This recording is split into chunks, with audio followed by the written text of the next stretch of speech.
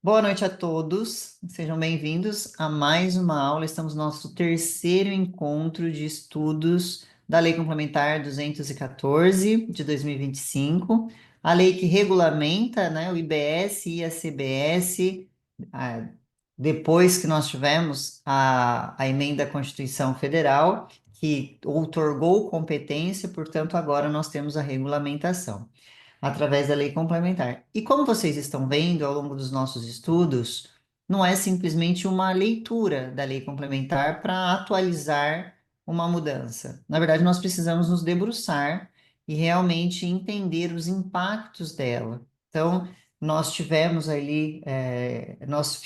um estudo dos impactos para o Simples Nacional através da nossa oficina prática, que complementa também, que vem muito alinhado com tudo isso que nós estamos vendo. E agora nós falaremos de um tópico muito importante aqui, que todo mundo gosta, que é crédito tributário. Mas agora a gente vai ver uma visão um pouquinho diferente, que é essa mudança que nós teremos para essas apurações, né? Nós estudamos ali base de cálculo, vocês entenderam que nós tivemos mudanças significativas na base de cálculo, falamos aí de questões principiológicas, daí agora nós teremos uma base ampla, e aí aquilo que a Aline sempre fala, essa base ampla não é só para crédito, ela é para débito também, e hoje a gente vai se aprofundar ainda mais nesse tema, tamanha relevância que nós teremos. A Aline vai conduzir essa aula, eu não preciso nem explicar o motivo, né, dela conduzir essa aula, ela preparou um material incrível para vocês, espero que todos aproveitem muito, e dúvidas que vocês tiverem, vão encaminhando aqui no chat que nós vamos acompanhando, tá bom? E para quem ainda não faz parte, não adquiriu o Tax Day, já deixo aqui para quem está assistindo no gravado que temos pouquíssimas vagas. Como nós tivemos uma adesão muito grande do corporativo, o ambiente corporativo acaba comprando aqueles combos de convite para que toda a equipe esteja na mesma página. Então, isso acabou que as vendas do Tax Day ocorreu muito rápida. E todos serão muito bem-vindos, será um prazer encontrar com vocês pessoalmente, dar um abraço em cada um de vocês. E agora fiquem com a Aline. Bom, vamos lá. Então, iniciando aqui o nosso terceiro encontro para falar sobre a Lei Complementar 214 de 2025. Como já falamos, já abordamos aqui com vocês, a ideia é que tenhamos aqui 10 encontros aproximadamente. Claro que se a gente identificar a necessidade de ter mais encontros, teremos. E, além disso, tem as nossas oficinas práticas. Para quem está no curso da reforma tributária, todas as oficinas que forem relacionadas à reforma, vocês também terão acesso. Mas a ideia é que com as oficinas, né, tirando os temas relacionados à reforma, a gente continue sabendo, aprendendo, né, a ganhar dinheiro com o sistema atual, enquanto esses encontros nos levam a entender o novo mercado, como a Thalita falou, que é o que vamos ver também no Tax Day. Muito, eu acho que vocês vão ter talvez uma visão de futuro que até agora vocês não tiveram, né? Então aqui a gente está tendo um contexto muito técnico, muito prático, mas já existem desdobramentos que estão sendo previstos para além da reforma tributária. E é justamente isso que vamos falar lá. Mas que bom que vocês estão aqui, porque com certeza quem está consumindo o conteúdo dessas aulas, quem participa das nossas oficinas, eu sempre vejo aqui nomes, né, que estão sempre ativos, sempre participando aqui de tudo.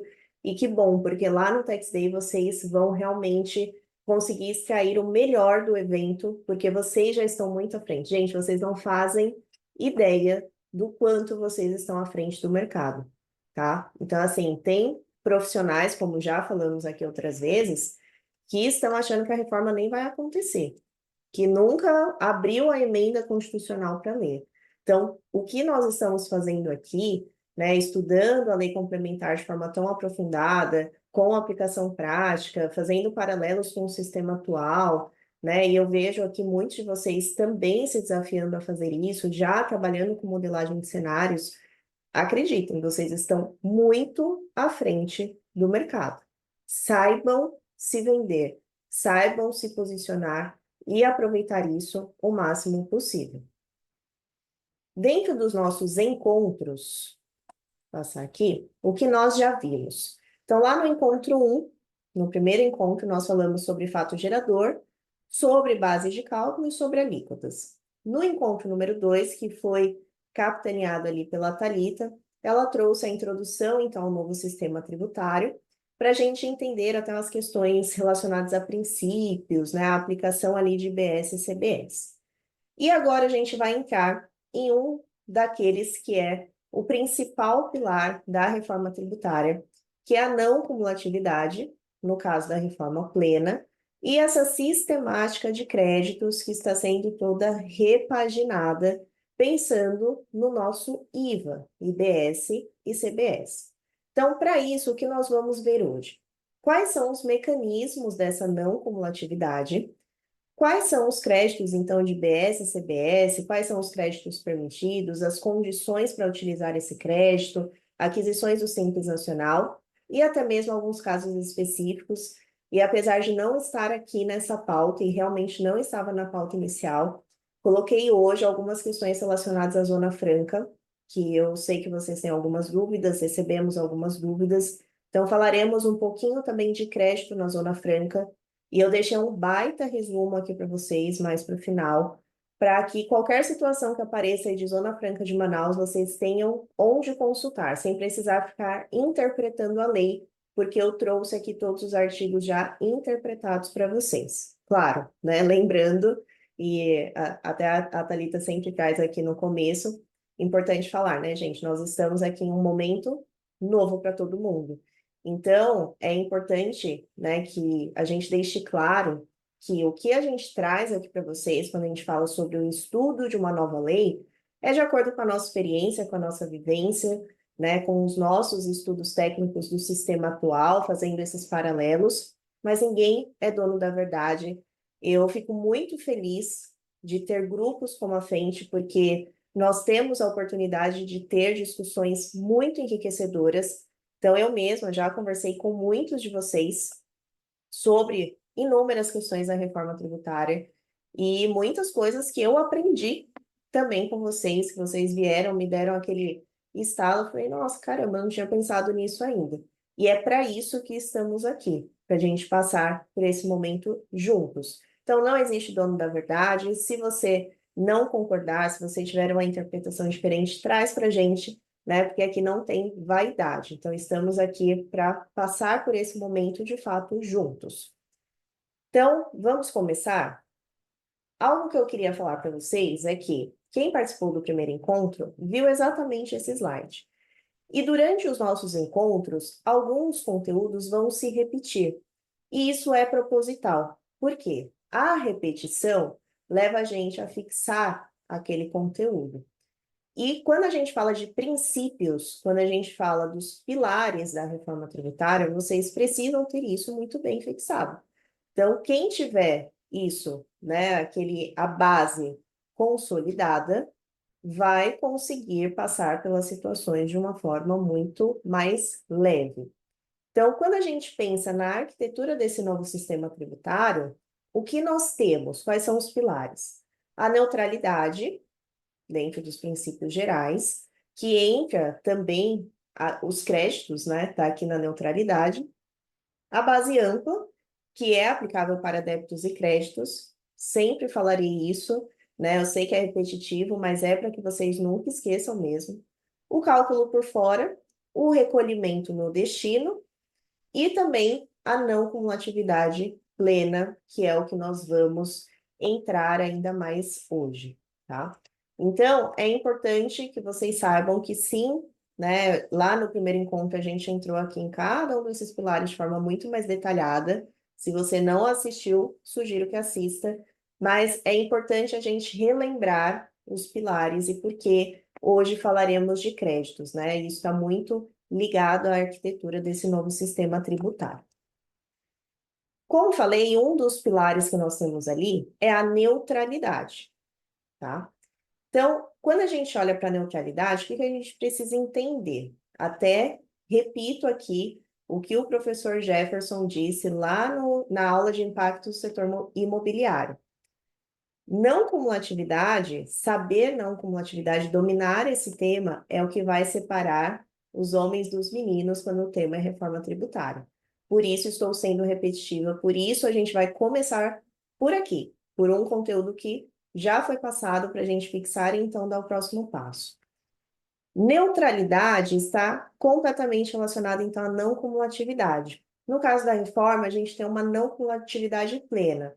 Sendo essa não cumulatividade plena essencial para garantir, então, esse princípio e a gente ter ali uma apropriação de créditos de IBS e CBS de uma forma mais ampla, com exceção às operações de uso e consumo pessoal, que também falaremos hoje, que já estão especificadas na Lei Complementar 214, lá no artigo 57, e há outras hipóteses previstas na Constituição Federal.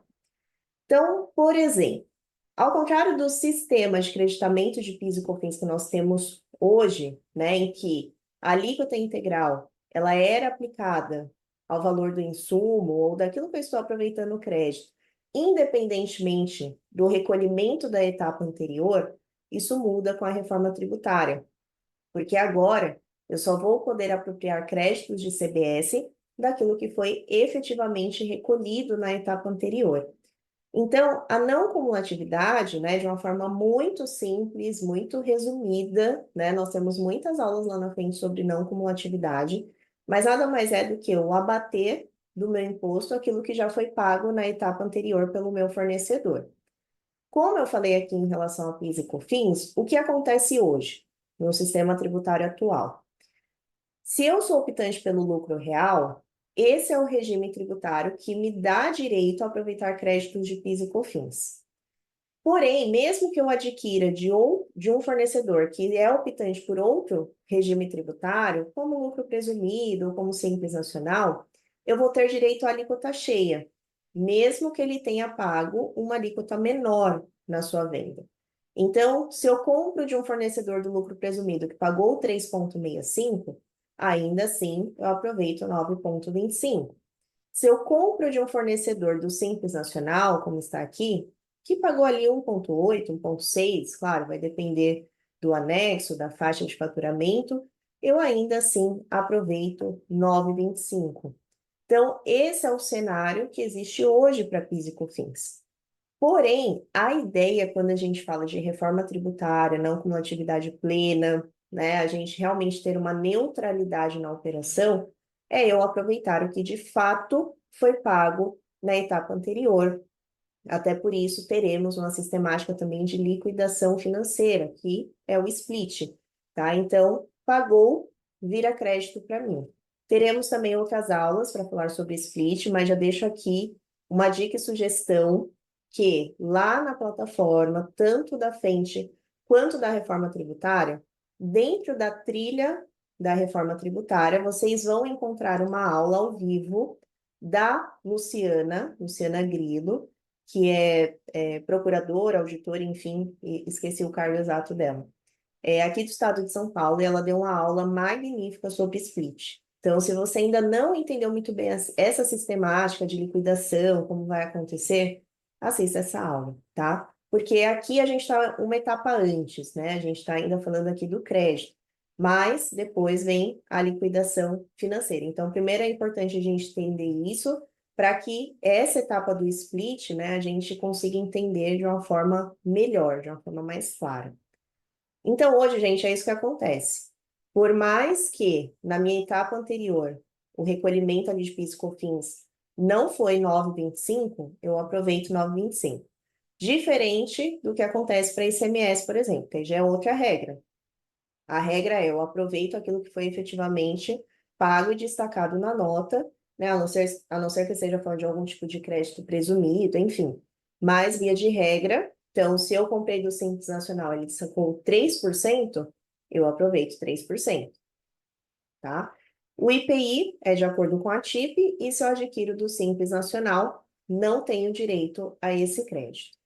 Então, aqui nós temos uma nova sistemática de débitos e créditos, né? A gente está focando aqui na CBS porque é o maior impacto em relação ao que temos hoje, né? Olhando a sistemática atual de créditos tributários, pensando aqui então em PIS e COFINS.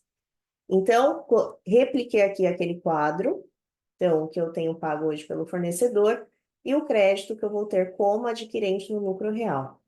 Quando eu olho essas mesmas operações para a CBS, o que muda? Então, tem aqui, CBS pago pelo fornecedor.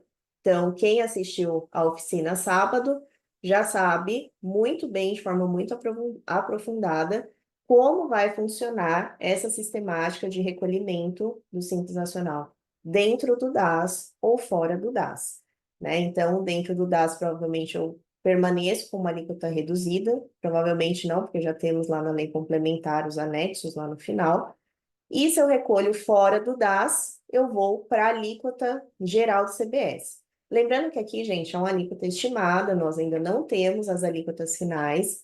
Inclusive, né, a Thalita estava comentando de um encontro aí que participamos, onde já se fala aí de uma alíquota de mais de 31%. Então, se for isso, por exemplo, é provável que essa alíquota de CBS seja maior. E então a gente tem essa pendência, né? Por isso que quando a gente faz esse trabalho de modelagem de cenários, são cenários simulados, né? Ainda não tem como a gente chegar nos números finais. Confesso que eu assustei, porém a fonte era quente, então pode ser que seja verdade mesmo. Estão falando de 31,5, né? Acho que era 31 ponto alguma coisa. Então, assim, Gente. hoje quando a gente faz a modelagem, a gente está trabalhando com 28,5. Então, já existe uma expectativa de 31 ponto alguma coisa, tá? Então, aqui são simulações. Então, tudo aquilo que eu efetivamente pago, que o meu fornecedor efetivamente pagou, é o que vai ser o meu crédito. Então, acabou essa coisa de eu ficar comprando lá do Simples Nacional, eu, lucro real, aproveitando o crédito com alíquota cheia. E isso já foi falado várias vezes, o próprio Bernardo aqui já falou que a ideia era realmente acabar com isso, né? E aí gerou aquele auê todo, até do próprio CRC, defendendo, né, as empresas do Simples Nacional, porque, querendo ou não, gente, isso aqui é uma forma de garantir a competitividade do Simples, né? Ele realmente, ali como pequeno, proporcionar o que o grande proporcionaria, né? Aquele que está comprando dele. E isso acabou, né? E quem assistiu à oficina sábado entendeu o tamanho desse impacto. Então, é um impacto significativo. A gente está falando de repassar isso no valor, né? No preço ali da mercadoria. E a gente não sabe se de fato essas empresas vão conseguir sobreviver, se elas serão sucumbidas, como a Thalita estava comentando aqui com vocês antes da nossa gravação. Então, existe um cenário muito preocupante. Até na nossa última oficina do Simples, a Thalita mostrou ali para vocês que hoje 84% das empresas no Brasil são optantes pelo Simples Nacional. Então, é um impacto gigantesco que muito pouco se fala, né? E eu digo assim, se fala na sua gravidade, na gravidade que realmente merece ser falado, e muitos empresários não fazem ideia do que está por vir, né? Nem sabe, estou escutando a reforma tributária, mas será que é para mim? Mas meu computador está vendo? Então, cuidado, né? Aproveitem a planilha lá da oficina, façam as modelagens para os clientes de vocês.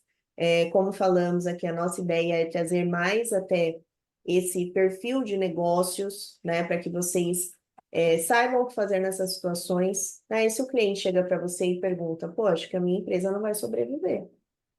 Se for isso aqui, não sobrevive. E aí, o que que a gente fala para o cliente? Então, são esses cenários que a gente vem estudando. A gente tocou essa ideia muito legal com a economista. E quem estiver no Tax Day, com certeza já vai sair de lá com um belo caminho do que fazer, tá?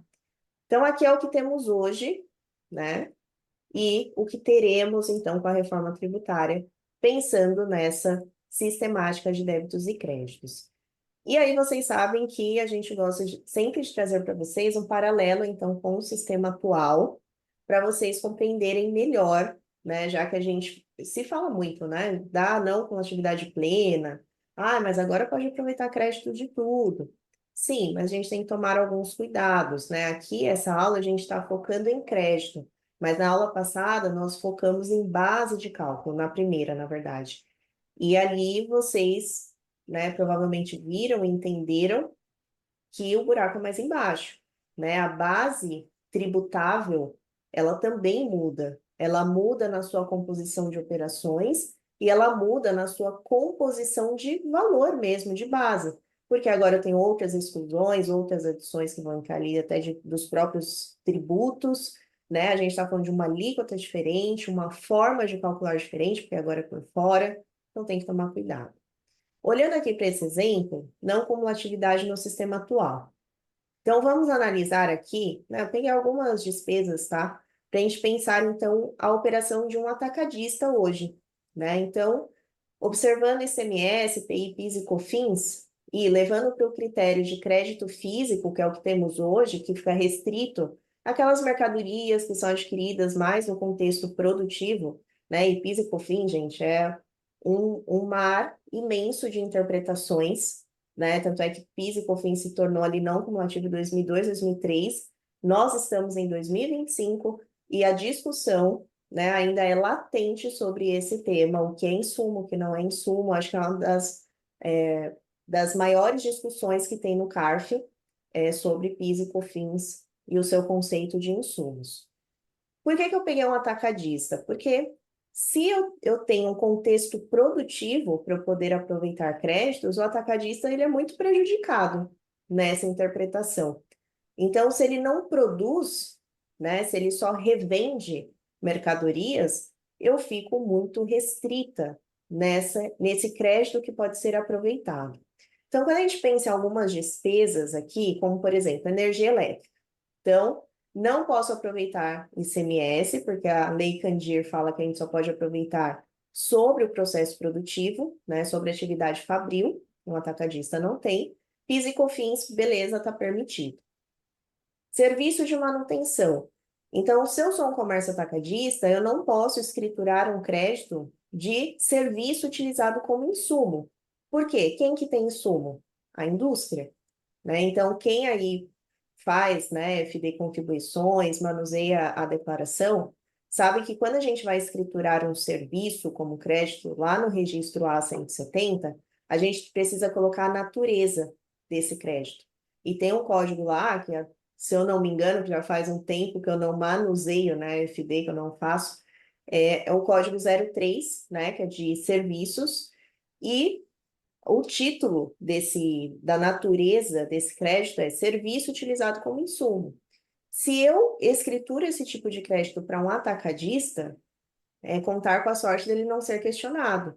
Porque a Receita Federal ela já deixou muito claro em várias oportunidades que ela entende que quem tem insumo é a indústria, não é o comércio. Então, ICMS nem se fala, né? Porque a gente está falando de serviço. Então, não tem direito a crédito e PIS e COFINS também não. Vale transporte. Então, desde quando o STJ, lá em 2018, mudou o conceito de insumos, veio o parecer lá, COSIT 5 de 2018, a gente tem a possibilidade de aproveitar crédito sobre vale transporte, mas também daqueles colaboradores que estão no setor produtivo.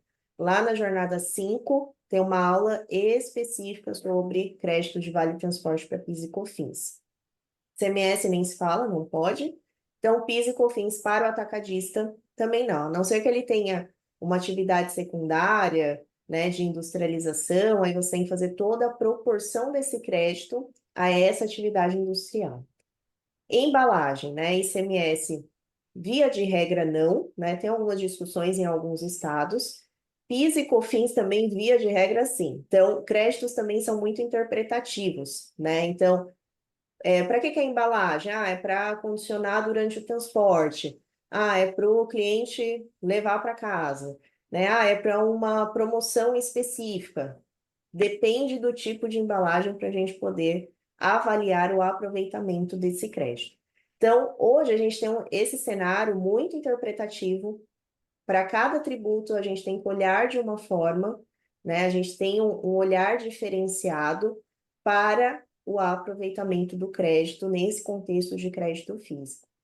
Quando a gente vai, então, para IBS-CBS, a gente está falando agora de um crédito financeiro, tá? Então, onde toda e qualquer operação onerosa, a princípio, ela está sujeita, né, IBS-CBS, e logo ela vira um crédito. Ela entra nesse conceito de crédito amplo. Então, olhando a mesma operação, a gente poderia, então, aproveitar todos esses créditos em relação a IBS e CBS, tá? E aí a gente vai falar também dos bens, né, e serviços ali não onerosos, enfim, a gente vai falar disso mais para frente. Mas num contexto geral, olhando essas despesas, para um comércio atacadista, o crédito é positivo, né? Porque ele vai ter agora uma base mais ampla de créditos. Mas, por outro lado, nós temos uma base de débitos que precisa ser revisada e nós estamos falando de uma alíquota maior. Então, tem que fazer conta, não tem como olhar só isso aqui e falar, então, que o comércio atacadista vai ser bom.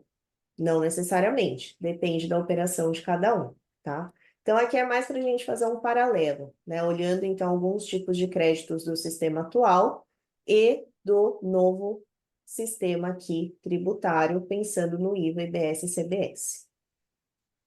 Quando a gente vai observar a nossa base de créditos, a gente vai passar aqui pelos créditos permitidos, mas é importante a gente lembrar também a forma de calcular esse crédito, que não é a forma que calculamos hoje.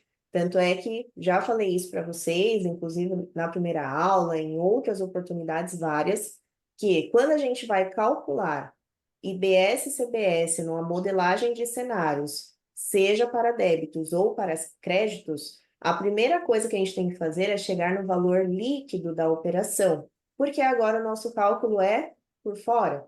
Então, aqui tem esse primeiro passo, né? Inclusive, quem estava na oficina já recebeu a planilha, lá já está com as fórmulas para chegar no valor líquido da operação.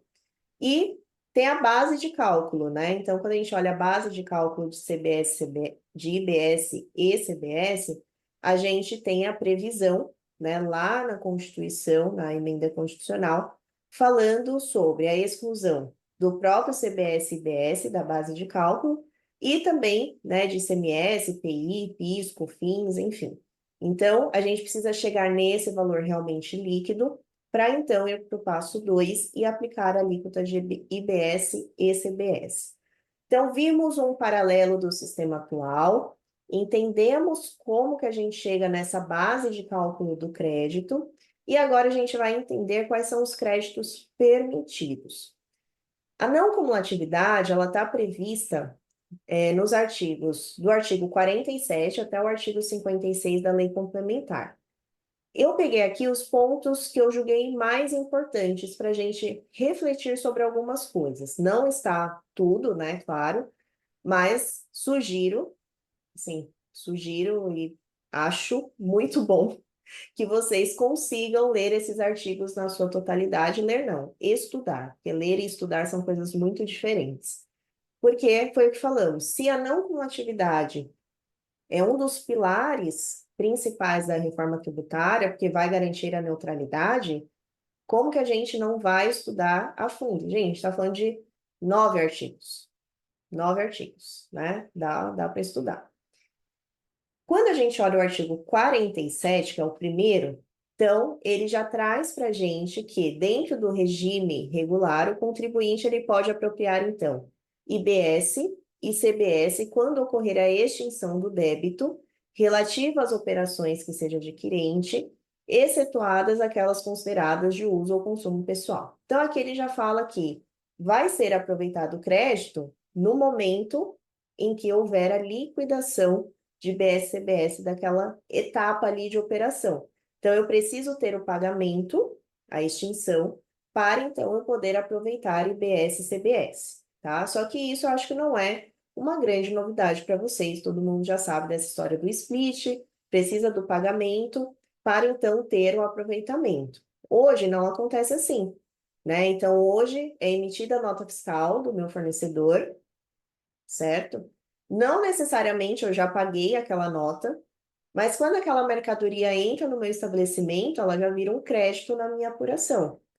Então, pode ser que ele emitiu a nota, eu recebi a mercadoria, mas o nosso acordo comercial é pagar daqui 90 dias. Mas eu já aproveitei o crédito na entrada da mercadoria. Agora, não. Nesse mesmo cenário, se eu vou pagar daqui 90 dias, o meu crédito vem nessa liquidação da operação, que é onde eu pago, tem o split, né? Tem a divisão ali do que vai para o governo, o que vai, então, para aquela empresa que me vendeu, e então eu recebo um crédito, né? Então o split ele funciona como conta corrente ali, basicamente. Até esses dias eu estava conversando com o Adriano, que faz parte lá dos comitês inúmeros, né, que estão participando do split, de todo o estudo, de toda a formação mesmo ali do sistema. E é isso, vai ser um conta corrente. Então, pagou, virou um crédito. Dentro desse crédito, também tem algo importante, que já vem lá no parágrafo primeiro, que é o seguinte, né? Então, a lei complementar, ela já deixa claro que será vedada, em qualquer hipótese, a compensação de IBS com CBS. Então, a gente não pode ter uma compensação cruzada, né? Que era o que a gente chamaria no sistema atual. Uma coisa que ainda não sabemos, né? Eu, pelo menos, não vi na lei complementar, se alguém souber, por favor, nos diga, é a possibilidade de compensar CBS com outros tributos federais. Então, por exemplo, em alguns momentos eu vou ter a incidência do IPI, eu vou poder compensar um com outro. Hoje a gente compensa PIS e COFINS com contribuição previdenciária. Vou poder compensar CBS com contribuição previdenciária? E o imposto de renda é a contribuição social. Então, aqui a gente já tem essa vedação, eu não posso compensar um IVA, né, com o outro, mas em relação, nessa fase de transição, aos tributos existentes, como que isso vai funcionar? Então, fica aqui esse ponto, e, gente, tem muita empresa, de média para grande, que conta com essas compensações, que tem um planejamento tributário e financeiro baseado nesse tipo de compensação. Pensando ali, tá, todo mês então gera aqui esse crédito de PIS e COFINS, e é com esse crédito que a gente paga tudo isso. E aí, virou a chavinha para o CBS. Como que isso vai funcionar? O próprio split, né, vai entender esse tipo de compensação. Então, a gente ainda tem um cenário nebuloso pela frente, como a Thalita fala, a gente vem e explica muitas coisas para vocês, né? Tem uma aplicação prática, mas de fato ainda temos muitas dúvidas. Nós também temos, né? Quando a gente vai montar essas aulas, a gente fica trocando ideias ali no WhatsApp, a gente fala, cara, é surreal, né? Quando a gente começa a pegar a lei, por isso que eu falei, estudem a lei. Você vê coisas ali para quem está no front, para quem faz ali a parte operacional, que você fala, meu Deus, e agora? Tá? Outra questão que já acontece hoje é que também vai ficar condicionada à comprovação, né, da operação por meio de documento fiscal idôneo. Então, né, aqui em São Paulo, meu Deus do céu, eles amam autuar, né, fornecedor inidôneo, e sempre depois a nota é considerada, né, inidônea também, o crédito é glosado, enfim. Provavelmente alguns de vocês já passaram por essa situação, e isso já foi tema de uma oficina nossa, de defesa administrativa estadual, que foi super legal, a gente pegou até um caso real, né, como é o core das nossas oficinas, e resolvemos isso, e aqui em São Paulo tem muita atuação nesse sentido, então esse critério continua para a utilização do crédito. E aí, qual que vai ser então o valor do crédito? O valor destacado no documento fiscal, ou pode ser que seja uma das situações de crédito presumido também, que pode estar previsto na lei complementar. Então, isso aqui casa muito com o que nós vimos, que qual é o crédito que eu posso aproveitar? Aquele que de fato foi pago, né? O tributo que foi pago é o crédito que eu tenho a aproveitar. Lá no parágrafo 3º, ele também fala que as aquisições de bens ou serviços fornecidos pelo optante pelo Simples Nacional geram crédito. Por que que eu grifei esse serviço? Porque hoje, né, é difícil a gente ter esse crédito de serviço, como, por exemplo, acontece lá no comércio atacadista. A gente já não tem a possibilidade desse crédito, porque, como eu falei, a Receita entende que serviço é um insumo, né? O serviço ali é adquirido como insumo e comércio não tem insumo. E aqui a gente vê essa possibilidade, inclusive, se for do Simples Nacional. Então, mesmo que eu estou, né, adquirindo ali um serviço de manutenção, enfim, né, N tipos de serviços ali que eu posso ter, mesmo que do Simples, eu aproveito o crédito.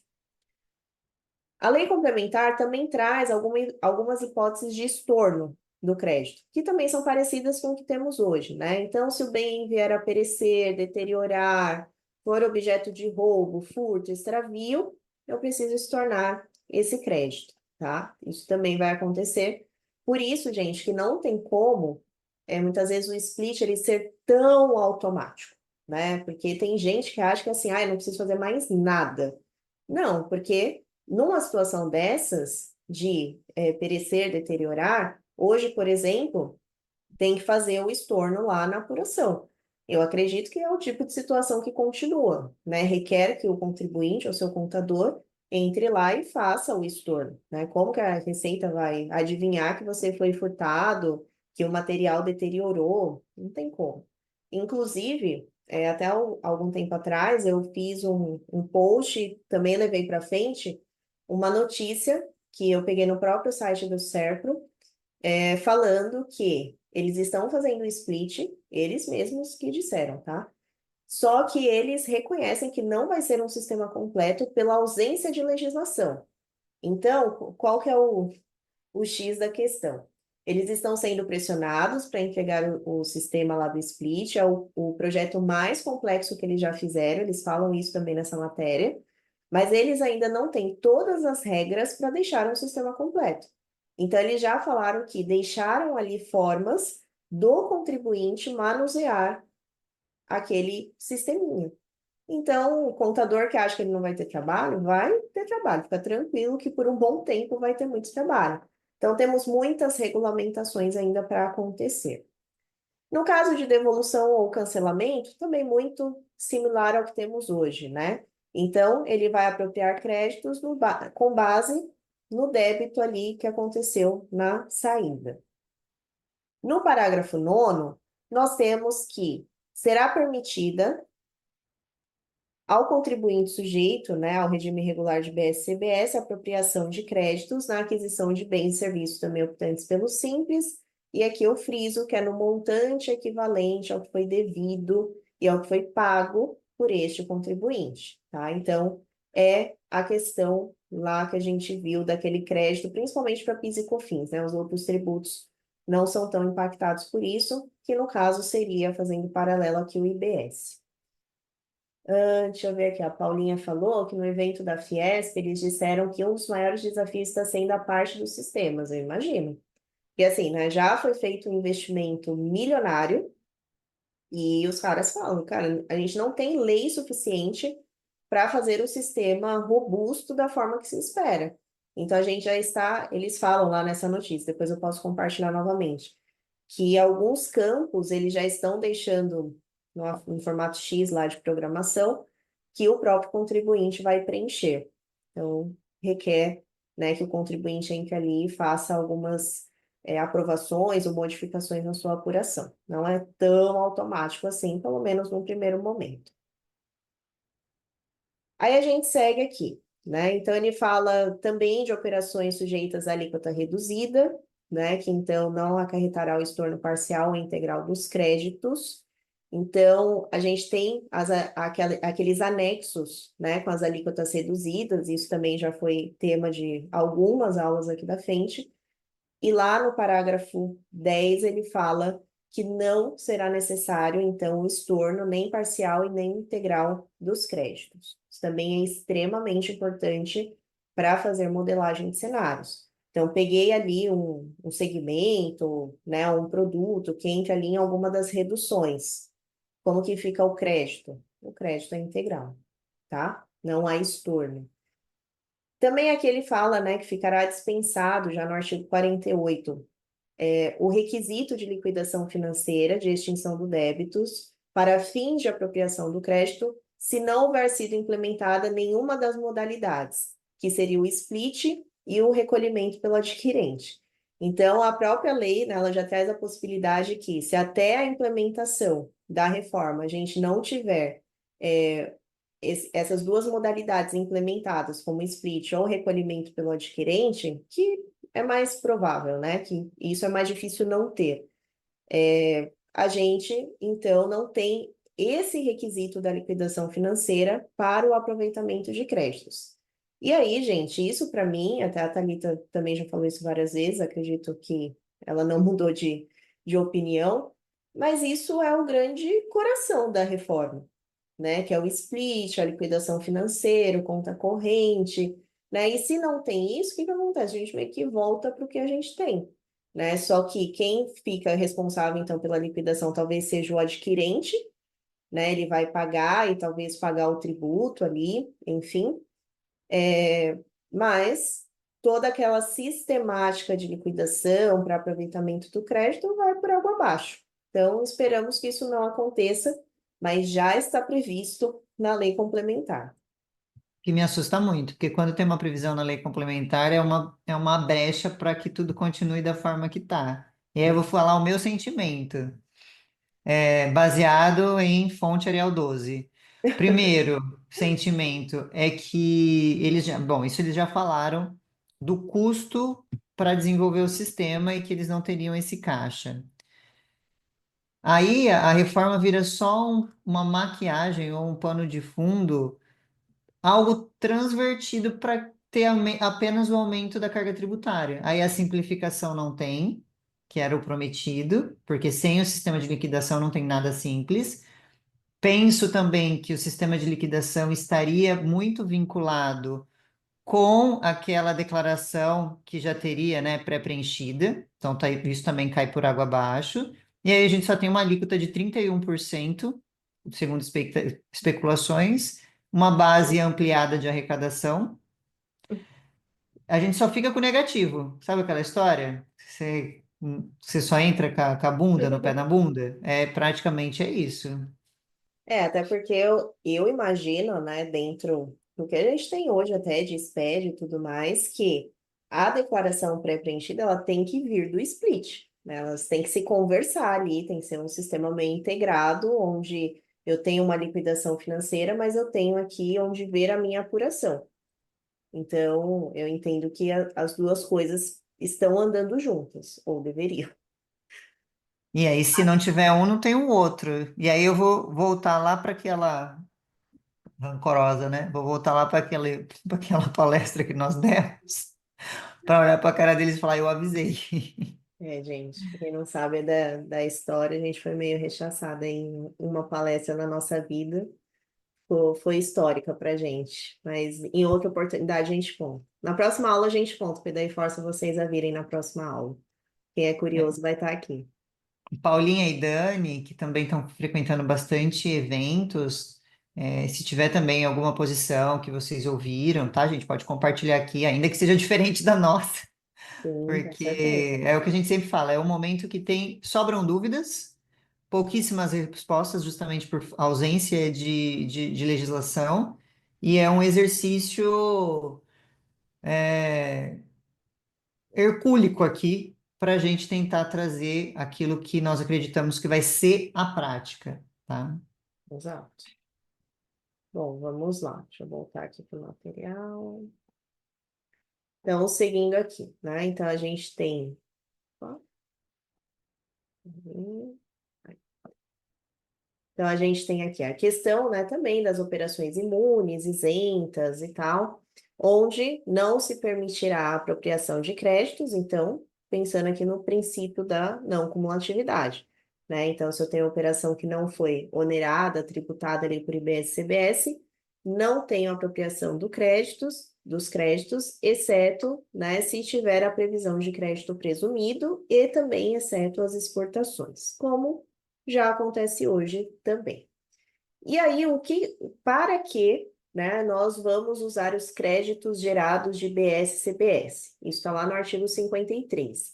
Então, a gente pode usar com o saldo a recolher de BS-CBS vencido, né, que entra ali no conta corrente. A gente pode usar com os débitos, então, de BS-CBS decorrentes de fatos geradores do mesmo período, observada ali a ordem cronológica, né? E aqui a gente entra até em outras modalidades de extinção. E compensação também de débitos, né, de períodos de apuração subsequentes observadas a ordem cronológica. Então, isso aqui significa que, se no final do período eu tenho saldo credor, ou seja, tenho mais créditos do que débitos, então eu posso usar para a apuração do mês subsequente, né? Eu posso arrastar aquele crédito, ou isso pode virar um ressarcimento, que é o que está aqui no parágrafo 1º. Então, não quero usar esse crédito, eu quero pedir o ressarcimento, quero receber. Lembrando que não é automático, né? A cobrança é, mas o ressarcimento não vai ser. Então, vai ter um período ali, e cabe lembrar que o parágrafo 2º já deixa muito claro que os créditos, tanto de BS quanto de CBS, eles serão apropriados e compensados pelo seu valor nominal, vedadas correções ou atualização monetária. Então, já ficou claro que se você quer pedir seu ressarcimento, hoje, por exemplo, a gente pede ressarcimento no âmbito federal, nós temos uma correção, né, pela Selic. IBS e CBS não terão. Então, a ideia é forçar o contribuinte a usar para ir compensando os períodos subsequentes e não ficar pedindo dinheiro para o fisco. Até porque não estão pagando, né? Então, se já não estão pagando hoje, imagina até lá. Deixa eu ver o que o Dani falou aqui. Ouvi semana passada em um evento que fomos, que a Paulinha também estava, que o split não é a garantia, que já estão estudando outros mecanismos, ou seja, o que temos hoje. Gente, quando eu estava montando essa aula, que eu parei nesse artigo 48, Ai, Brasil. eu falei, cara, assim, a ponto de colocar na lei complementar, já significa que está dando ruim, né? Porque assim, ó, se realmente não acontecer, é isso aqui. Então, assim, a reforma continua, ela será implementada, mas usando os mecanismos que temos hoje, né? Então, assim, se perde um pouco o propósito da coisa. É o famoso, como que é? A pressa é inimiga da perfeição, né, gente? Esse negócio de fazer tudo correndo, dá nisso.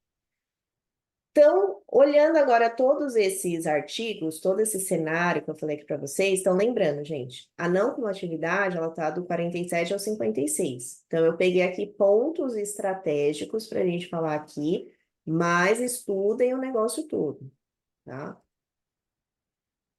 Então, o que nós temos aqui, né? Fiz um resuminho. Então, via de regra, o negócio é o seguinte. Nós temos a incidência de BS e CBS sobre mais operações agora. Então, lembra que a gente falou que a base de débitos também é ampla? Ela também agora é maior? Então, a partir do momento que eu tenho mais operações sendo oneradas, eu garanto que mais créditos vão existir, tá? É que, para ficar bonito, foi falado o que para a gente lá no começo? Ah, não com atividade ampla, ponto.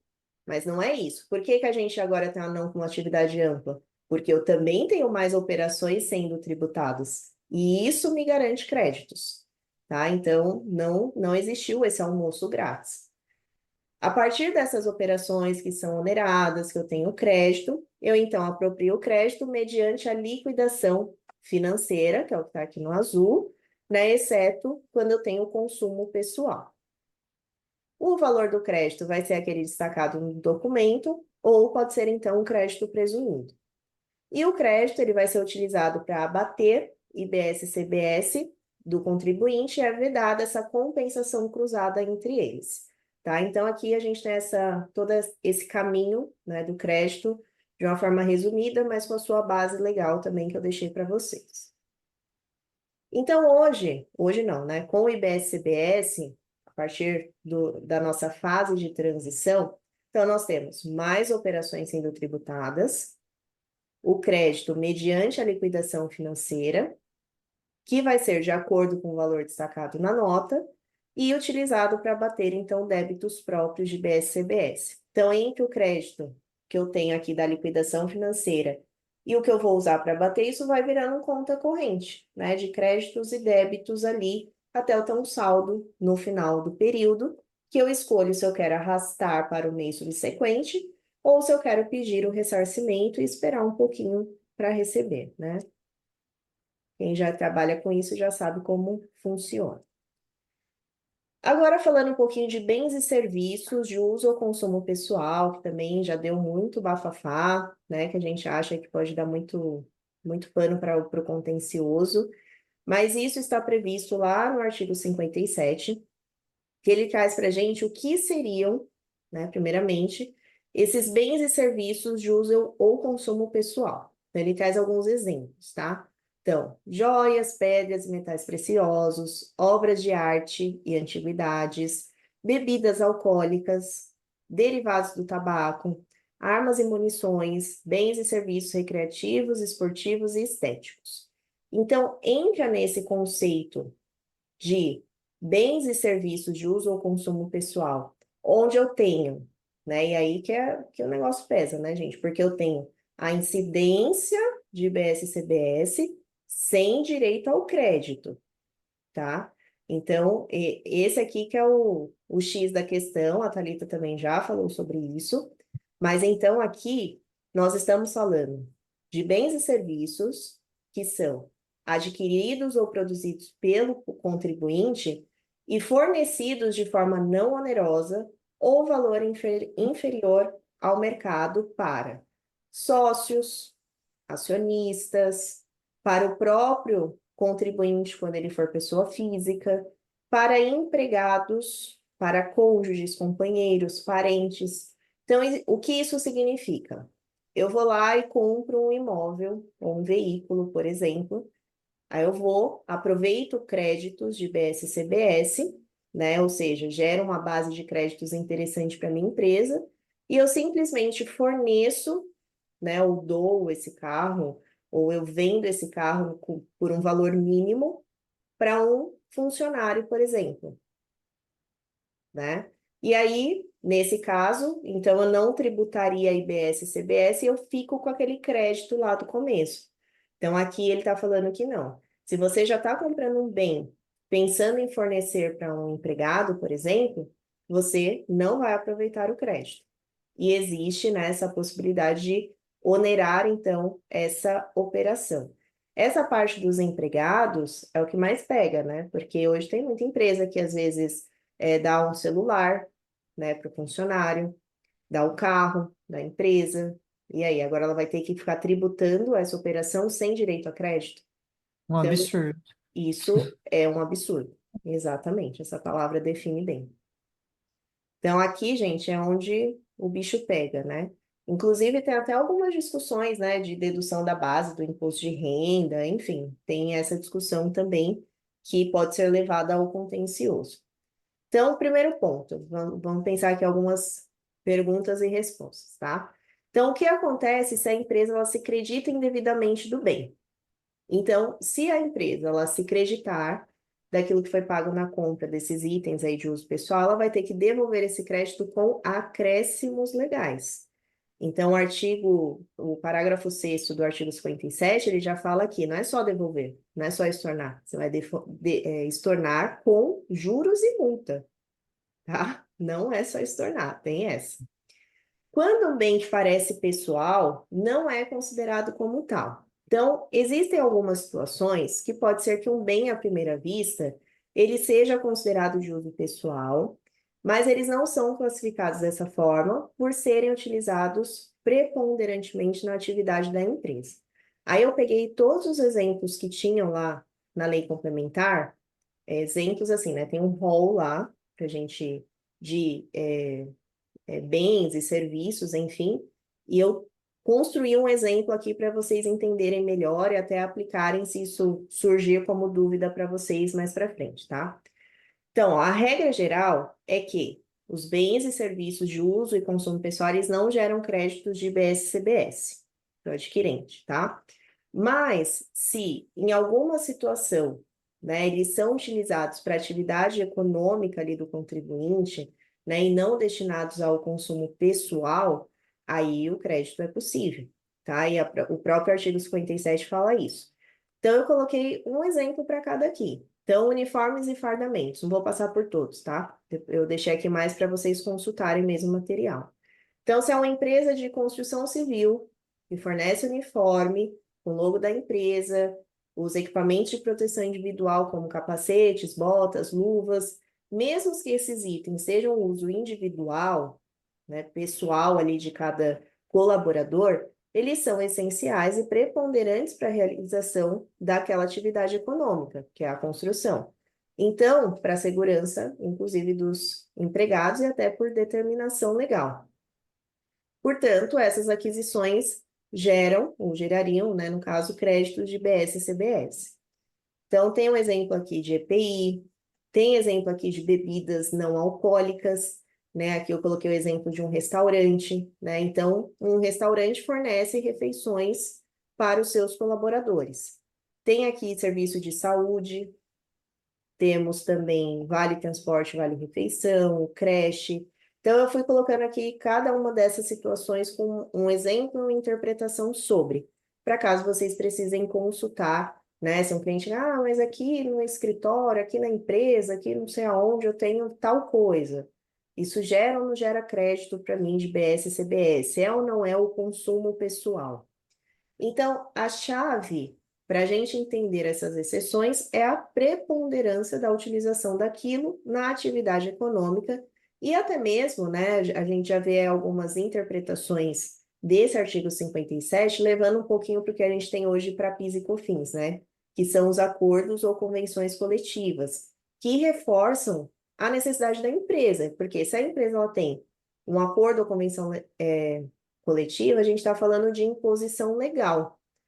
Então, eu preciso daquilo, a lei me impõe, né? É inerente à minha atividade. Então, isso gera crédito. Então, essa é a chave para a gente interpretar. Então, aqui eu vejo que, assim como temos hoje para PIS e COFINS, algumas situações vão precisar de interpretação. E a gente sabe que quando a gente leva para esse mundo da interpretação, para essa caixinha de interpretação, a gente abre brecha para o contencioso, né? Esse é o grande caminho do contencioso em muitas situações, e eu acredito que aqui não será diferente. E Muito aí vamos subjetivo, né? extremamente subjetiva. E assim, depende muito da operação de cada empresa. A gente volta para muitas questões que temos hoje, né? Para PIS e COFINS, para ICMS Isso. também. Então, não muda muita coisa nessa situação. E quando a gente fala desses bens de uso e consumo, assim, o fato de não ter crédito é um ponto. Agora, tributar e não ter crédito, cara, isso para Aí, mim é demais, sabe? Isso para mim é o cúmulo do absurdo. aí afeta a não cumulatividade financeira, né? Exatamente. Então, assim, se o princípio é ter a neutralidade, né, eu conseguir ali, né, estancar créditos e aproveitar do que de fato foi tributado, enfim, você quebrou a cadeia ali de operações e você quebra o princípio, então, da neutralidade. Eu, pelo menos, interpreto dessa forma. Se alguém vê de uma forma diferente, por favor, me diga. Bom, e aí, como eu falei para vocês, eu também trouxe aqui a questão da Zona Franca de Manaus, tá? Então, toda essa sistemática de créditos com a Zona Franca de Manaus, né, em relação a IBS, CBS, ela é complexa. E ela também requer interpretação, ela depende da natureza da operação. Então, depende se eu estou falando de uma importação, de uma venda, de uma revenda, depende da localização do contribuinte, se ele está dentro ou fora da Zona Franca, depende do regime tributário, do tipo de bem final, né? Se ele é final, intermediário, enfim. Então, assim, é um mundo de possibilidades. Então, o que eu fiz, tá? Eu fui pegando lá, a partir do artigo 443, cada situação, porque aí você precisa entender qual que é a situação da empresa para entender se tem crédito e como funciona o cálculo desse crédito. Então, vou passar aqui pelo primeiro, tá? Então, por exemplo, se eu tenho ali uma importação de bens por uma indústria que é incentivada. Então, nesse caso, a incidência do IBS-CBS na importação, ela fica suspensa, tá? Então, ó, suspensa na importação de bem material realizado por indústria incentivada para a utilização na Zona Franca. E essa suspensão ela vai se converter em isenção quando esses bens forem então consumidos, incorporados no processo produtivo, ou se for um ativo, né, talvez após a depreciação integral por 48 meses no ativo imobilizado. Então, essa é uma situação. Vejam quantas situações distintas nós temos. E isso que a gente só está falando de IBS e CBS, ainda tem o IPI que continua, né? Vocês lembram dessa parte.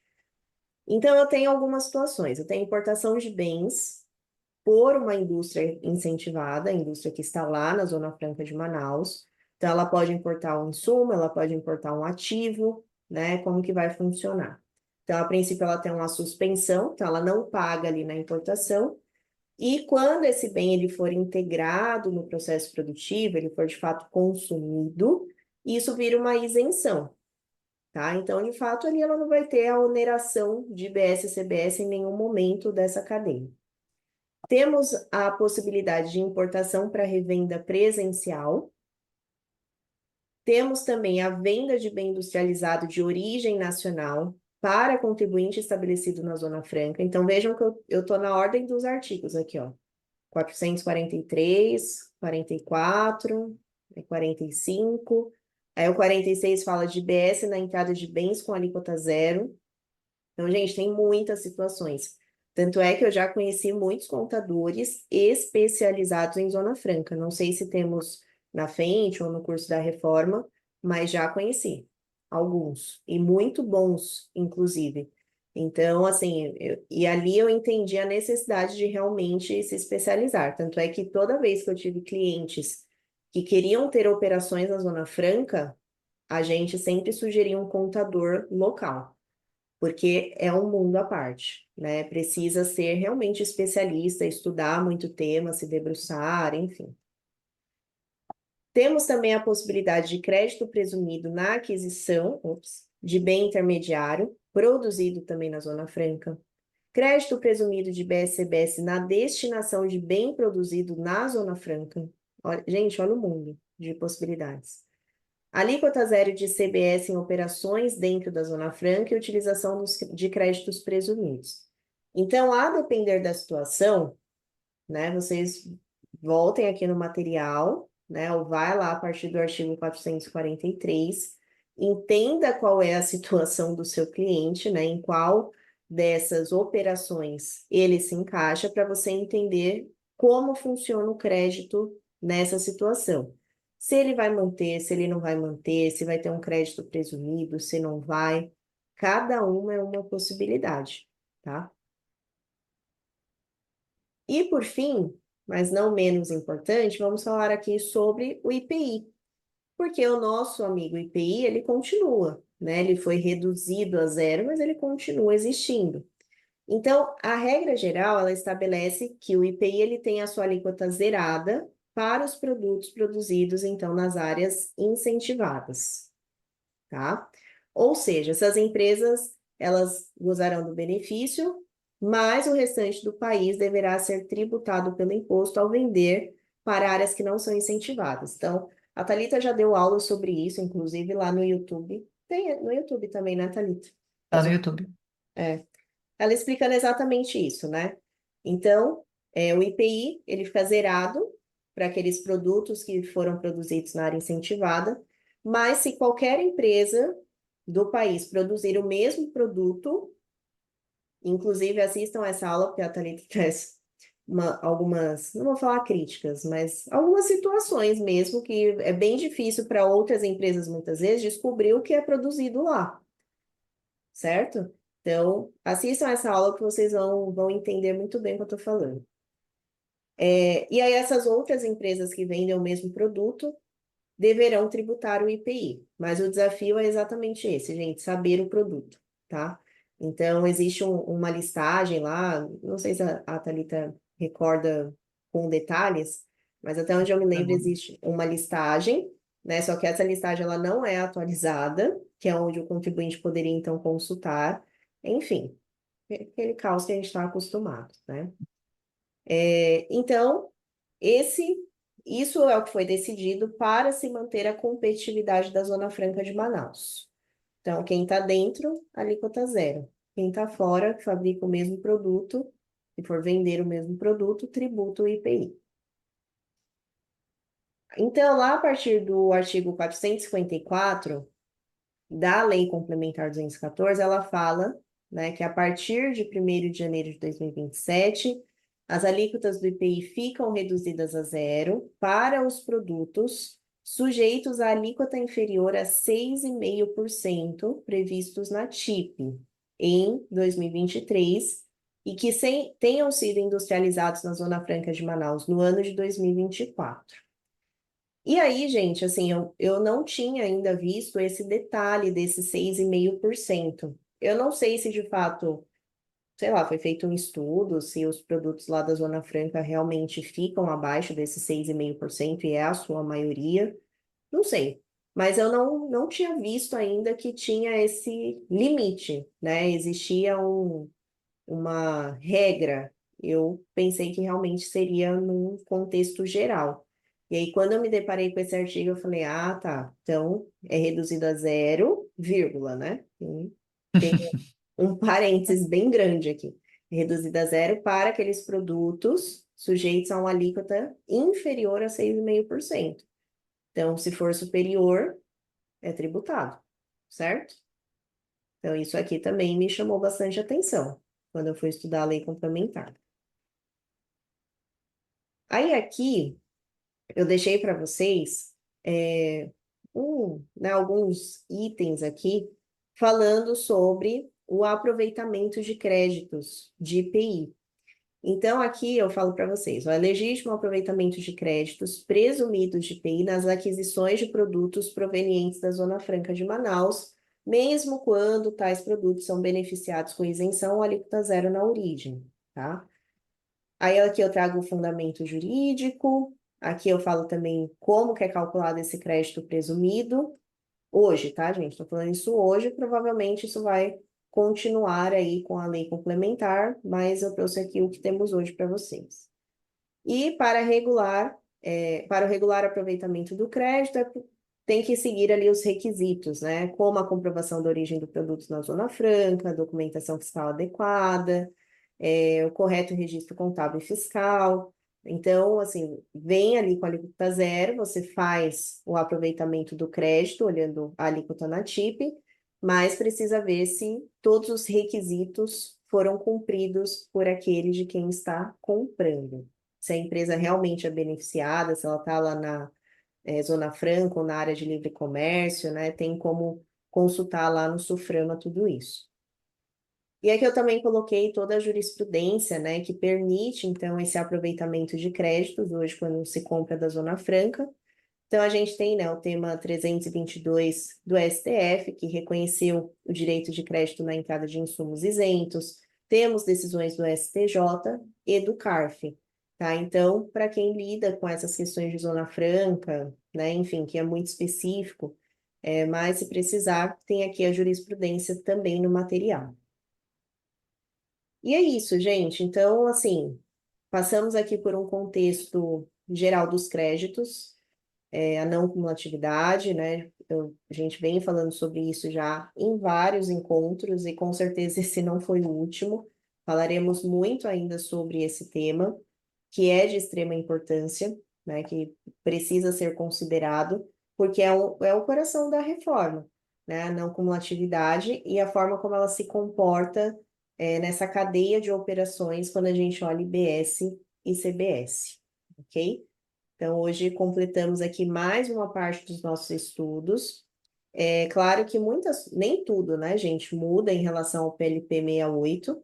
Então, muitas coisas a gente já estudou lá, estamos reforçando aqui, já vimos em algumas oficinas, e a ideia é exatamente essa: é escutar tanto para fixar mesmo, decorar e saber de cabeça quando alguém perguntar para vocês. Beleza? Até porque a gente vai ter outras regulamentações que tendem, né, a se harmonizar, obviamente, e aí é bom que todos estejamos na mesma página, porque eu acho que ainda nós teremos desdobramentos que nós nem imaginamos, inclusive alterando as leis complementares que já temos. Então é importante estarmos na mesma página. Eu acho que essas questões de créditos, elas estão bem batidas, assim, né? Elas são extremamente importantes, mas quem está acompanhando a reforma tributária de perto é algo mais batido. Claro que nós temos alguns pontos. O primeiro é o fazer isso na prática. Então, tem poucos fazendo, poucos se desafiando a fazer. Mas, por exemplo, eu falo muito com a Bruna, né? Não sei se ela está aqui, eu não vi, mas ela que faz bastante esse trabalho de modelagem. Quando você pega isso aqui, por mais que todo mundo já sabe, tá meio batido, e leva para a prática, gente, o game é outro, o rolê é totalmente diferente. Então tem esse ponto, e eu acho que a gente vai conseguir também evoluir mais nesse tema, realmente quando a gente tiver acesso ao sistema, que teoricamente seria o split, para a gente entender como esse sistema vai se comportar, né? Quais são, como que ele vai ler os créditos, aí sim, aí a gente vai ter uma segunda etapa para falar sobre isso, beleza? Uma É, super aula. Mas se alguém quiser também trazer alguma coisa, Dani, Paulinha, que estiveram também em alguns eventos recentemente, podem sim. ficar à vontade aqui para abrir, compartilhar conosco opiniões divergentes de novo. A gente vai sempre bater nessa tecla, porque é um momento de construção. Exato. Eu queria falar para vocês que assim eles estão batendo mais do mesmo. As aulas estão sendo muito legais, as discussões, embora né, todo mundo fique quieto aqui. É legal que a gente está chegando meio que antecipado nos eventos. Então eles não estão se aprofundando. A impressão que eu tenho é que eles também estão perdidos. Uma coisa que eu achei interessante que eles bateram nesse evento da Fiesp é que primeiro eles falaram fujam das bancas, das consultorias que estão oferecendo modelagem de cenário, porque é impossível fazer. Eu achei assim interessante eles baterem isso lá para todo mundo. Falaram de fato que o coração da reforma é a não cumulatividade e que não tem como fazer nenhum tipo de estudo agora porque não tem nada fechado. E eles estão vendendo muito assim, que não vai ter aumento de carga tributária. As empresas vão sofrer sim. O API falou, olha, né, de fato vocês têm que se preparar, tem que começar a olhar para o novo cenário, tem que se adequar, porque as coisas irão mudar. E é necessário isso para uma melhoria do país e para que ele fique mais competitivo. Mas o fato deles terem, né, estarem vendendo essa coisa de que vai ser simples, no sentido de tudo vai dar crédito e aí você vai lá e já debita. É engraçado, né? Porque você começa a olhar para o lado, você vê que o pessoal não compartilha da mesma ideia. Mas como eles estão na fala, é o que eles estão passando para todo mundo. E Eu tenho tinha vontade de dar um colegas abraço nele. e tinham colegas e contadores lá que de fato estavam ouvindo pela primeira vez sobre a reforma. Meu E um Deus. ponto que eles falaram do Simples Nacional é que realmente as empresas elas não estão se preparando porque elas não têm essa cultura de ir a fundo. O que eles fazem? Só pagam realmente a guia e aí depois só vão procurar questionar alguma coisa se a guia vem um pouco mais alta do que eles são acostumados.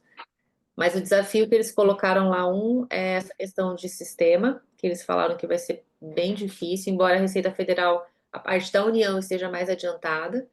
Eles falaram também que esse ano já queriam lançar alguns pilotos dos novos sistemas para ir testando, que os estados e os municípios já estão se movimentando no sentido do comitê gestor, que eles já tinham criado meio que por fora um comitê gestor ali para ir treinando, para ir testando. E é engraçado, né? Porque, caramba, a gente que está se aprofundando e tendo discussões com quem está ali na linha de frente, é uma opinião, uma postura completamente diferente. É bizarro. E Paulinha, aí, pode desculpa falar. ali. Não, Não, eu eu só ia falo. falar o seguinte, que a gente ele está no papel dele, no lugar de fala dele de defesa da reforma, né? E aí ele precisou falar isso para que a reforma fosse aprovada, e agora ele está mantendo a coerência do discurso. Não acho que ele está errado, né? Ele está mantendo aquilo que ele vendeu até agora, ele só está sendo coerente. Mas, por exemplo, nós soubemos de bastidor da própria Fiesp, e olha que daí a gente começa a ver, né? Quem está falando o quê a preço do quê? E aí nós tivemos uma informação de bastidor do Fiesp que eles estão fazendo um estudo de impacto social porque eles acreditam que as empresas do Simples não vão conseguir suportar o aumento da carga tributária. E aí até parece que, né, são mundos diferentes, porque são visões opostas do mesmo ente. E aí outro ponto é que quando a gente conversa com empresas, por exemplo, empresas grandes do setor, dos setores da economia, principalmente aí do varejo, indústria, existe uma preocupação gigantesca com o impacto da carga tributária. A modelagem de cenários vem justamente nesse sentido, para eles se prepararem.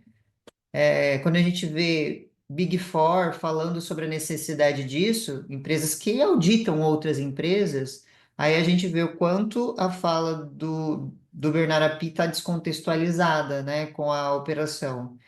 E aí ontem, por exemplo, nós ouvimos também algo referente à modelagem de cenários que eu entendo que é uma visão muito legítima.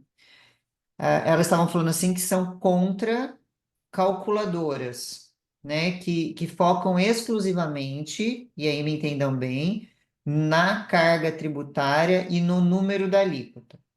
E aí eles trouxeram pontos que até me convencem, porque eles falaram assim, em uma empresa grande, e aí vejam, eram empresas muito grandes falando no lugar de fala deles. Essa análise, ela é muito pequena, perto de todos os impactos. E aí eu entendi a visão dela, realmente é uma análise pequena. Só que não é a realidade de 90% das empresas brasileiras, né? Quantas Magalus que nós temos no Brasil? Então, ela está olhando para a realidade dela. Então, realmente, para ela, para a realidade dela, é precário falar em uma calculadora, em um cálculo, em uma modelagem. Precisa ser um olhar mais amplo. Mas para o resto do país, já não. E aí, a incongruência vem nesse sentido, né? Se para o resto do país faria sentido estar preocupado, por que que o próprio FIES vem e fala as empresas vão ser impactadas porque não estão se preocupando? Olha que contradição. Então, a gente está muito bem. O problema é que a gente fica muito vendido nesse país. Apesar do Bernard Api aí nesse contexto que a Paulinha trouxe para a gente, né? Ele tá defendendo ali o lado dele. Claro, a gente entende, né? Existe uma política por trás, existem muitos fatores. Mas eu acho tão, assim, sem sentido esse tipo de fala, porque como que de um lado eu estou falando, a reforma vai ser muito simples, e do outro lado eu falo assim, não, mas olha, nem faz a modelagem de cenário porque é impossível calcular. Que Então, simples que é esse? então assim, cara, não faz sentido, sabe? Como que é tão simples a ponto de eu não conseguir calcular? Eu também acho que a modelagem, talvez, porque que ele tenha dito isso, né? Que a modelagem não faz sentido. Porque as empresas começaram a fazer contas e começaram a bater lá na porta deles. Tipo assim, cara, e aí, né? Como que a gente vai ficar nessa situação? E isso que as do Simples ainda nem se tocaram, né? Do que está acontecendo e do que vai acontecer com elas. E por isso que talvez ele tira esse foco da modelagem, né? Para as empresas não fazerem. Mas, gente, me fala, como que uma Magalu, Casas Bahia, o Mercado Livre, a gente estava lá com o pessoal da Novartis, que é de medicamentos. Como que uma empresa desse tamanho não vai começar desde já a fazer conta para entender o impacto disso? E como a Thalita falou, pode até ser que a modelagem, na verdade, hoje, eu entendo que a modelagem é um primeiro step. Não é que ela é insuficiente, não é que ela não deve ser feita. É o primeiro passo. E já é um passo muito complexo, como vocês já viram. Agora, para a gente conseguir entender o desdobramento disso dentro do negócio, existe um outro caminho a ser seguido.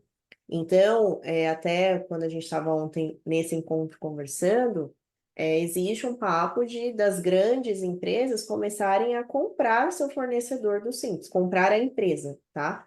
Não comprar do fornecedor. Então, assim, ó, vem cá, entra para o meu grupo, né? Vamos fazer arranjos societários aqui, porque senão essa empresa do Simples não sobrevive e o grande não consegue mais comprar insumo.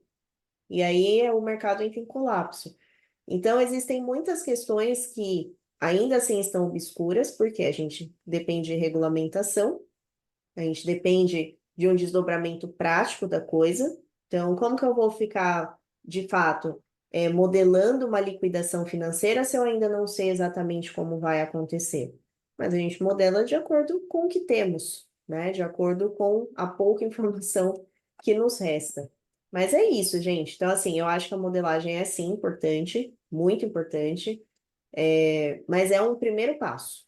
Por mais que pareça que é o fim, né, as calculadoras estão aí e elas, né, devem ser utilizadas, principalmente para os pequenos e médios, que muitas vezes não vão chegar nessa outra análise tão profunda, né, essa remodelagem de negócio para se moldar à reforma tributária. Agora, os grandes, gente, já tem conselho de reforma tributária dentro da empresa, tem área específica que está cuidando dos projetos da reforma tributária. E aí vai porque o Bernard Api acha que não tem que fazer modelagem, o cara vai ficar esperando 2027 para ele pensar o que ele vai fazer. Não faz sentido, né? Ah, Paulinha, você lembra que o Bernardo Api falou naquele encontro, né? Nota fiscal vai ser emitida pelo celular. Depois disso, ele caiu em Então, descrédito para mim. Não, depois eu dessa. fiquei chocada quando eu ouvi. E eu acho que a modelagem de cenário, acho que é bem isso que vocês falaram, é o primeiro impacto, né? Não é algo certo, mas pelo menos ele dá um norte ali do que o empresário precisa estar mais atento. Porque realmente a gente não vai conseguir cravar agora, porque de fato não tem. Mas não tem como ele começar a se preparar também se ele não fizer esse tipo de estudo. Com certeza, com toda certeza. É, Então, mas não sei se vocês lembram, lá no início, quando nós começamos a falar de como se preparar, quais serviços oferecer na reforma, nós trouxemos um roadmap que nós mostrávamos exatamente isso, né? Qual que é o primeiro passo, o segundo passo, o terceiro passo, e a modelagem de cenários ela estava justamente assim, logo no início. Então, existe depois um caminho, obviamente, para percorrer. Mas eu também acho, e aí eu vou dar outro ponto de vista, fica aqui a reflexão que assim, as empresas já, quando elas fazem a modelagem de cenários, que foi o que a Aline falou, elas se deparam com um impacto gigantesco na carga tributária. Para além disso, nós temos um valor deste serviço muito agregado. Então, imagina o empresário falando assim, vendo essa situação, e tendo ali que provisionar valores para gastar com tecnologia futuramente, até para a implantação desse sistema sem sair, e ainda, além de tudo, tendo que pagar valores altos em consultorias tributárias para fazer uma modelagem para descobrir o nabo que vem por aí. e Então, nem é só isso, né, gente, Thalita? Tem a contratação de time que tem que fazer. precisa preparar, né, para o novo. E aí, quando esse cenário de caos fica evidenciado, para eles não é interessante. Então, É. eu acho que também tem um pouco disso, sabe? Talvez pareça teoria da conspiração, mas é que dependendo de onde, dos lugares que você frequenta, você tem uma opinião ou outra, né? E aí eu prefiro acreditar no empresário que está ali no front, com o tributarista que está fazendo conta, porque a empresa precisa fechar contrato de longo prazo, e são tributaristas sérios que estão preocupados realmente com a cadeira que ocupa, então não vai poder dar cagada ali, precisa trazer realmente uma provisão do que de um cenário não otimista, né, mas de um cenário conservador. Então, assim, eu prefiro acreditar do que em quem está me vendendo a reforma. Mas ele vem com essa postura faz tempo, né? Ah, depois do que eu vi, eu Hum. nem ouço mais ele. Mas o que eu posso falar, gente, assim, não é assim, querendo puxar a sardinha, não, mas assim, quem tá aqui, e nós sempre observamos aqui, não, os nomes que sempre participam, sempre estão aqui nas aulas, vocês estão à frente, porque foi o que a Paulinha falou. Imagina, tinha gente nesse evento, 2025, escutando sobre a reforma pela primeira vez. Então, isso aqui que a gente está fazendo já está em outro nível, né? Vocês estão, assim, já com uma visão muito acelerada, muito à frente sobre todos esses desdobramentos, né? Por isso que é importante participar desses eventos. Acho que nessa situação dá até um alívio, né? De falar assim, poxa, tô até melhor que essas pessoas, né? Eu tô conseguindo acompanhar tudo isso daqui e realmente estou à frente. Então, quando saiu a lei complementar, a gente até falou, gente, calma, que a gente precisa estudar, a gente precisa entender. Mas assim que a gente se organizou dentro de um cronograma, a gente já foi trazendo, estamos trazendo aqui essas aulas. E, gente, é super desafiador, né? A gente vir aqui, trazer uma interpretação, ficar fazendo paralelo com o sistema atual, né? Ter o estudo de uma lei tão extensa, tão cheia ali de, né, obscuridades. E não é fácil fazer isso. Então, por isso que, assim, tentem participar realmente desses encontros, porque é o momento também de tirar dúvidas, de expor alguma situação, porque vai fazer diferença. Daqui a pouco já sai outra lei complementar, e aí começa a virar aquela bola de neve, né? Sim. E a nossa preocupação maior, gente, sempre é não trazer também tema solto. Então, quando saiu a lei complementar, a gente poderia ter feito uma, sei lá, uma aula e ter passado tudo por cima. Mas a nossa preocupação com vocês é realmente trazer algo aprofundado e que tenha uma ordem, sei lá, mínima, né, de raciocínio linear para isso tudo. E não algo que seja jogado. Porque de conteúdo jogado, não me interprete mal, tá? Mas de conteúdo esparso, a gente tem o YouTube com várias lives de vários profissionais. A ideia era realmente estruturar algo que tivesse começo, meio e fim e tivesse um link, um raciocínio linear que fizesse sentido para vocês. Esse está sendo o nosso desafio aqui. Mas, enfim, que bom que nós estamos na mesma página, que estamos acompanhando isso juntos. Tem muita coisa para a gente ver pela frente e espero continuarmos juntos por um período que vai ser longo e desafiador para todo mundo, né? Não só para nós, mas para o empresário. Eu realmente tenho pesar com algumas empresas. Gente, eu entendo, assim, só para finalizar minha fala, quando a gente fala que o Simples não está se preparando, ele não está preocupado, é que muitas vezes a margem dele é tão apertada que ele não consegue também contratar um profissional, porque a gente sabe o trabalho que dá. Não dá para a gente cobrar muito barato nesse trabalho. E muitas vezes ele não tem essa margem para fazer a contratação desse serviço. E Ó que contava com complexo isso. tudo isso. E aí que entra realmente essas calculadoras que pode dar um norte, talvez não seja o melhor cenário, mas dá um norte e você consegue reduzir o custo disso, né, desse trabalho. Enfim, só um desabafo aqui para vocês. Mas vamos juntos, vamos cumprir o nosso papel de tributaristas, que é auxiliar o empresário a manter perene o seu negócio. A gente está com uma responsabilidade bem grande nas costas. Exatamente. Bom, o pessoal está até comentando aqui que já tem bastante trabalho, né, em relação ao Simples, que já estão recebendo demandas, e que bom que estão preparados para isso. Bom, nos vemos no nosso próximo encontro. Teremos também uma nova trilha aí na frente, que vocês saberão em breve, com um novo tema, que será estreado semana que vem. E aí, nós continuamos também com os temas da reforma. Esse próximo mês aí, estamos a 30 dias exatos do Tax Day. Então, eu espero também vê-los lá ou revê-los alguns. E com certeza vocês vão conseguir aprofundar ainda mais esses temas e ter uma visão ainda mais de futuro com esse além da reforma tributária. Certo? Vamos juntos. Então é isso. Gente, um beijo, fiquem com Deus e até a nossa próxima aula. Tchau, tchau. Até mais. Beijão. Tchau, tchau.